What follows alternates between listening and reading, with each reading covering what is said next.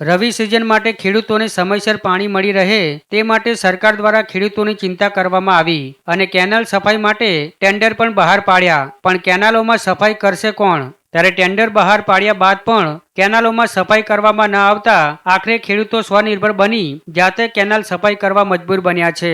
વાત છે સરહદી વિસ્તાર એવા વાવ તાલુકાની, જ્યાં રવિ સિઝનના 2 માસ બાદ પણ ખેડૂતોને સિંચાઈ માટે પાણી મળતું નથી। ત્યારે રામપુરા ગામના ખેડૂતોને સિંચાઈ માટે પાણી ના મળતા આખરે ખેડૂતો કંટાળ્યા અને જાતે કેનાલમાં ઉતરી સફાઈ કામ શરૂ કર્યું છે।